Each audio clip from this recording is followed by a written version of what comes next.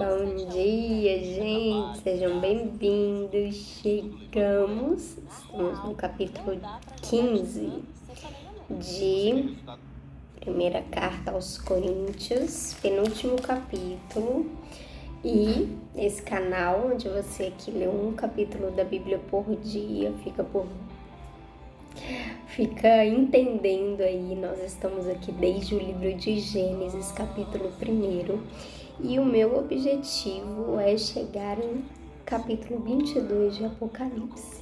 Então, ore por mim, ore por minha vida. Às vezes não é fácil, vai chegando no final, vai ficando assim, sabe? Quando você tá chegando no topo da montanha, tá ficando o clima rarefeito assim, o inimigo não tá querendo. Mas em nome de Jesus vai dar certo, a gente vai conseguir. E é isso. Bom, até aqui então, como eu tenho dado aí um panorama geral em cada início, e hoje eu quero dar de novo, porque eu vejo assim, vamos começar orando, porque o capítulo de hoje é bem longo, então eu não quero perder muito tempo com os meus comentários iniciais. Se for de Deus, aí a gente comenta no final, beleza?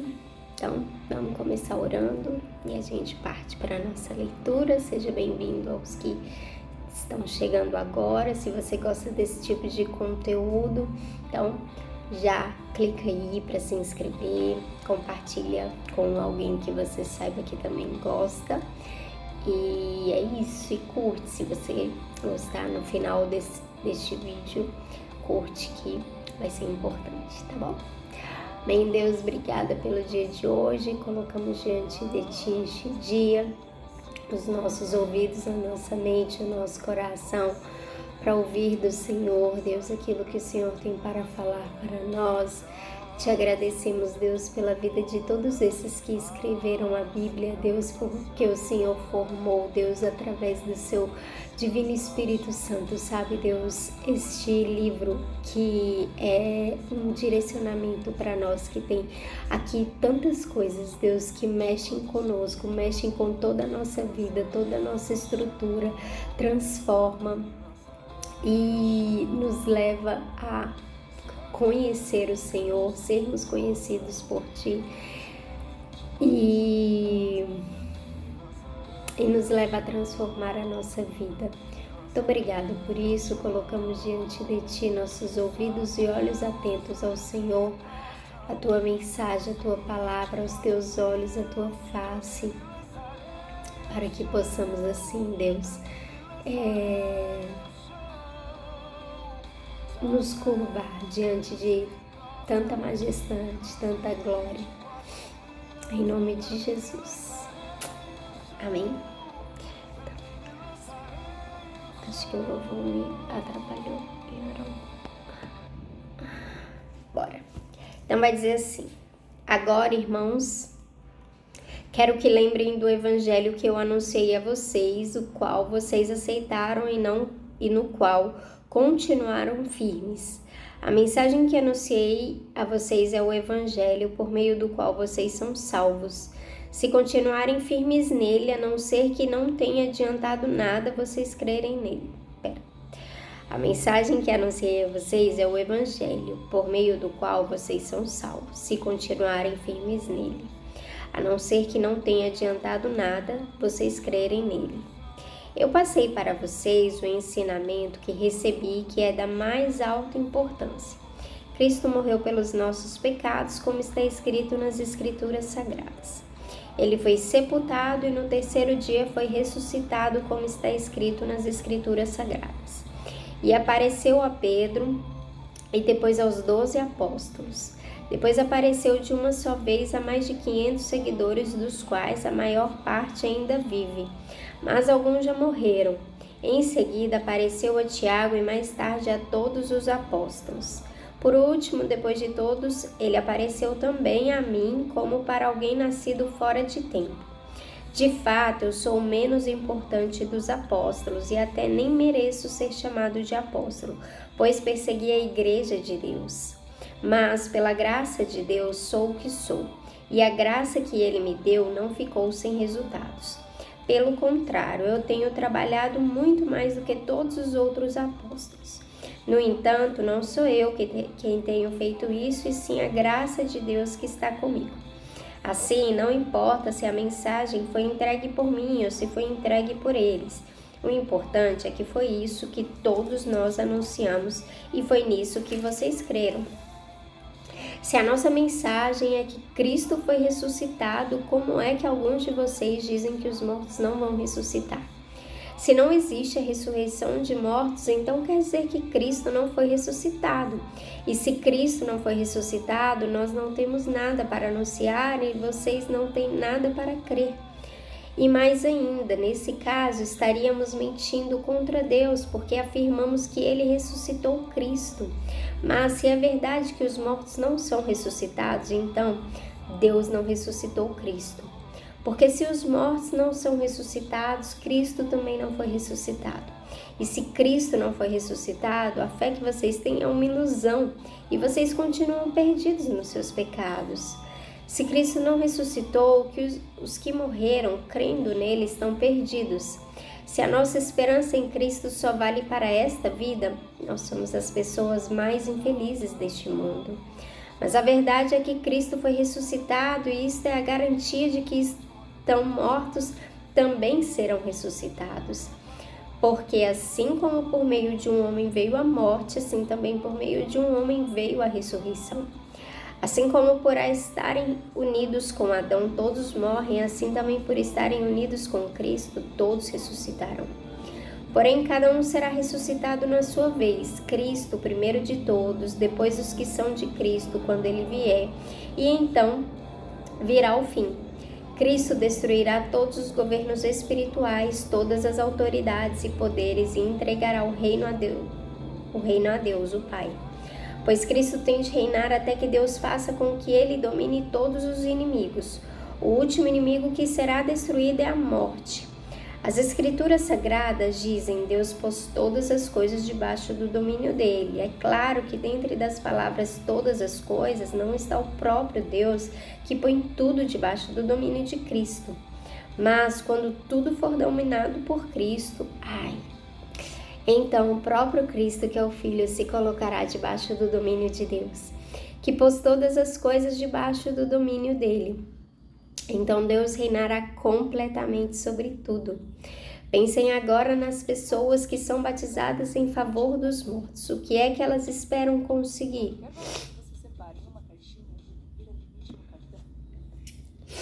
Se os mortos não são ressuscitados, por que é que essas pessoas se batizam em favor deles?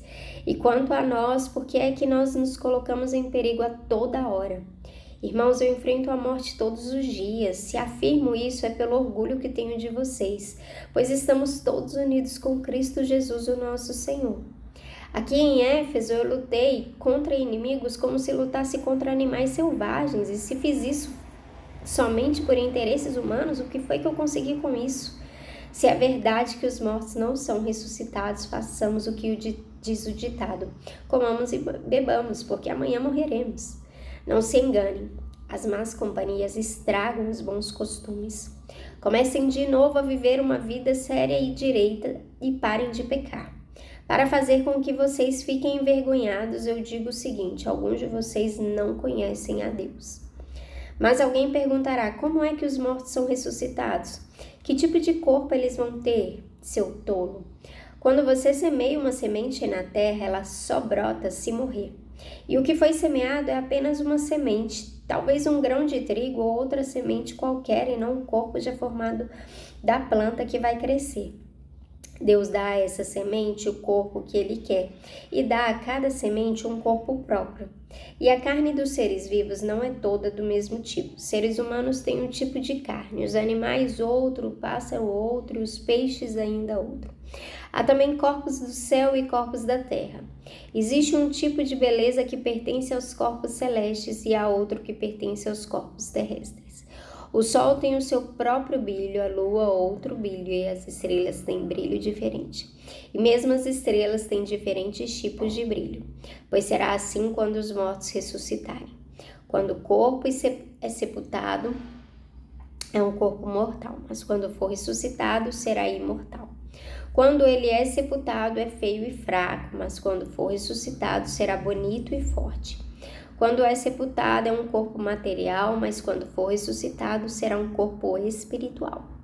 É claro que se existe um corpo material, então tem de haver também um corpo espiritual. Porque as escrituras sagradas dizem: Adão, o primeiro homem, foi criado como ser vivo, mas o último Adão, Jesus Cristo, é o espírito que dá vida. Não é o espiritual que vem primeiro, mas sim o material, depois é que vem o espiritual. O primeiro homem foi feito do pó da terra, o segundo veio do céu. Os que pertencem à terra são como aquele que foi feito do pó da terra, os que pertencem ao céu são como aquele que veio do céu. Assim como somos parecidos com o homem feito do pó da terra, assim também seremos parecidos com o homem do céu. Meus irmãos, o que eu quero dizer é isto: o que é feito de carne e de sangue não pode ter parte no reino de Deus, e o que é mortal não pode ter a imortalidade. Escutem bem este segredo: nem todos vamos morrer, mas todos nós vamos ser transformados num instante, no abrir e fechar de olhos, quando tocar a última trombeta. Ela tocará, os mortos serão ressuscitados como seres imortais e todos nós seremos transformados, pois este corpo mortal precisa se vestir com o que é imortal. Este corpo que vai morrer precisa se vestir com o que não pode morrer. Assim, quando este corpo mortal se vestir com o que é imortal, quando este corpo que morre se vestir com o que não pode morrer, então acontecerá o que as escrituras sagradas dizem: a morte está destruída, a vitória é completa. Onde está a morte, a sua vitória? Onde está a morte, o seu poder de ferir? O que dá à morte o poder de ferir é o pecado, e o que dá ao pecado o poder de ferir é a lei. Mas agradeçamos a Deus que nos dá a vitória por meio do nosso Senhor Jesus Cristo. Portanto, queridos irmãos, continuem fortes e firmes, continuem ocupados no trabalho do Senhor, pois vocês sabem que todo o seu esforço nesse trabalho sempre traz proveito.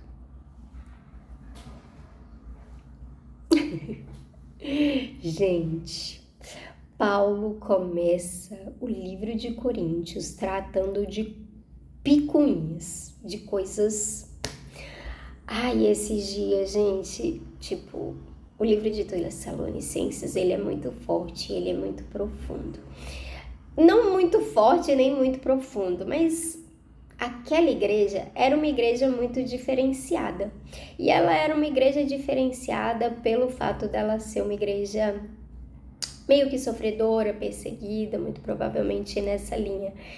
E aí, gente, não cabe a gente tratar as coisas no superficial.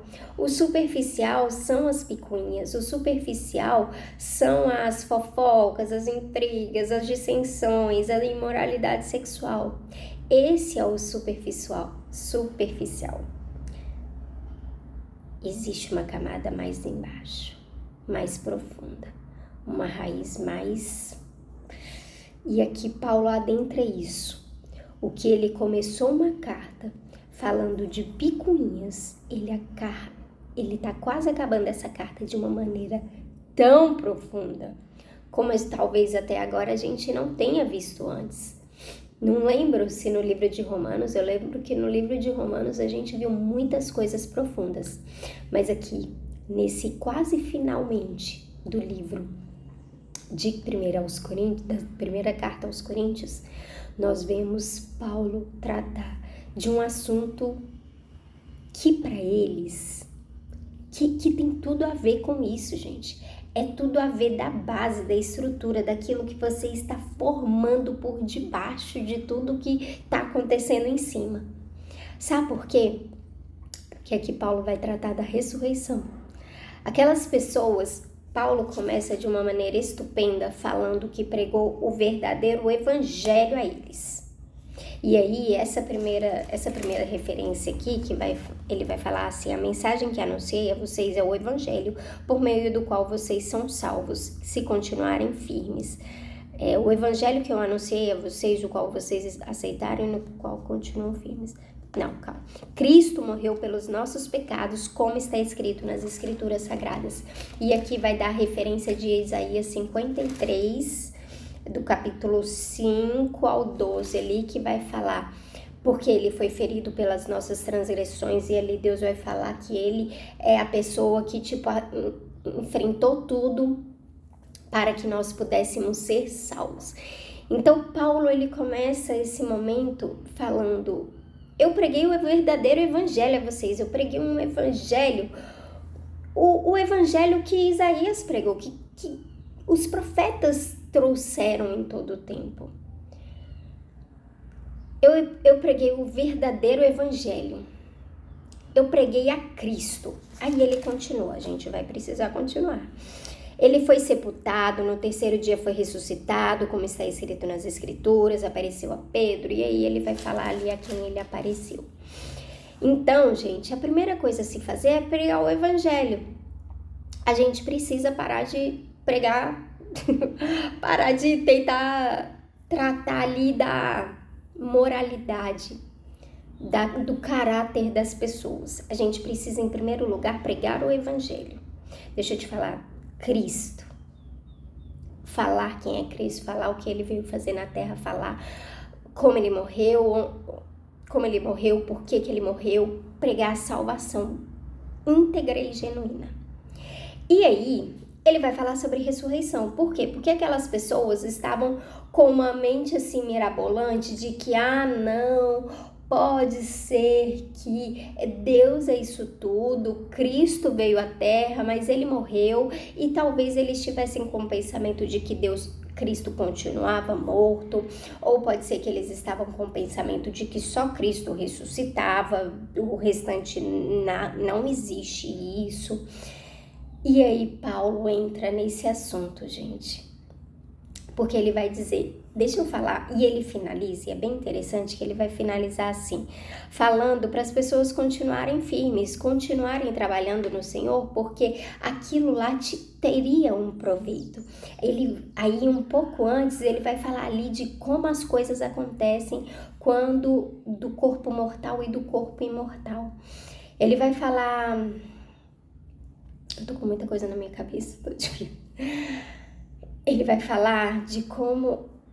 Mas aí vamos voltar então para essa parte, para eu não me perder. Ele vai falar, gente, que existe uma ressurreição. Que a gente não tá trabalhando apenas para essa vida. Que a gente não está fazendo o que tá fazendo. Poxa, é tanto esforço. Cara, ele vai falar aqui, cara, eu fui em Éfeso. Eu comi o pão que o diabo amassou naquele lugar. Ele falando, tá? Eu comi o pão que o diabo amassou naquele lugar. Eu tenho certeza que não existe. E aí, beleza. Aí eu vou fazer isso tudo pra achar que é somente pra essa vida? Pra achar que acabou ali? Que, não, era só pra alcançar aquelas pessoas? Não, era só pra agradar a Deus? Só pra ele ficar feliz comigo e me dar uma recompensa aqui na terra? Uma posição maior, um cargo maior? Gente... Se a gente está fazendo isso, sabe? Então, as obras que você faz, a boa vontade que você tem, você nunca vai sofrer por Cristo. Você nunca vai entender que, a sua vida, ela deve ser entregue a Cristo de tal maneira, você deve morrer como Cristo morreu, né? E ser ressuscitado nele. Se você ficar pensando que isso vai tratar apenas da sua fofoca, ou do seu dinheiro, ou que você tem que ser menos ganancioso. Não, gente, a raiz é muito mais profunda, é muito mais além, vai muito além. E aí ele vai falar um pouco pra gente, né, finalizar então, ele vai falar sobre esse corpo ressuscitado, sabe? Ele começa falando de sementes. Gente, você já viu uma semente quando cai na terra? Então, essa semente é uma semente de melancia, vamos dizer assim. Uma semente de melancia. Você já imaginou que uma semente de melancia vai dar aquela outra fruta enorme, linda? Linda não, mas deliciosa, né? Eu não sei vocês, mas eu gosto de melancia.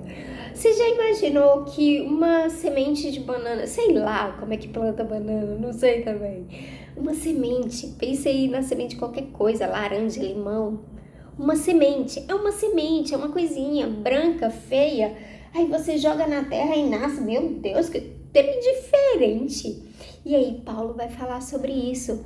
Paulo vai falar, cara, e o homem que é feito do pó da terra, ele vai ser parecido com aquilo que é pó da terra. Ele vai ser parecido com Adão, com o pecado, com a morte. Mas o homem que vem de Jesus não. Sabe, ele é transformado, ele é glorificado, ele é diferente.